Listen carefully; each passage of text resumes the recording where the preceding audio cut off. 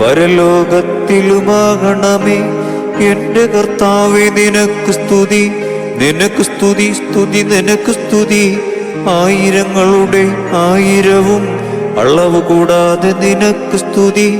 നമസ്കാരം കേൾക്കുന്നവനെ, യാചനകൾ നൽകുന്നവനെ, ഞങ്ങളുടെ നമസ്കാരം കേട്ട് യാചനകൾ നൽകിയിടണമേ. ശുദ്ധമുള്ള ബാവ, ശുദ്ധമുള്ള നിന്റെ തിരുനാമത്താൽ ഞങ്ങളെ നീ കാത്തുകൊള്ളണമേ. രക്ഷിതാവായ പുത്ര, ജയമുള്ള നിന്റെ സ്ലീബായാൽ ഞങ്ങളെ നീ മറച്ചുകൊള്ളണമേ. ശുദ്ധമുള്ള റൂഹ, ശുദ്ധമുള്ള നിന്റെ കുടിയിരിപ്പിന് ഭവനങ്ങളായി ഞങ്ങളെ നീ ചമയ്ക്കണമേ. ഞങ്ങളുടെ ദൈവമായ കർത്താവേ, നേരമൊക്കെയിലും എല്ലാ സമയങ്ങളിലും നിന്റെ ദൈവത്വത്തിന്റെ ചിറകുകളുടെ കീഴിൽ എന്നേക്കും ഞങ്ങളെ മറച്ചുകൊള്ളണമേ. ആമേൻ.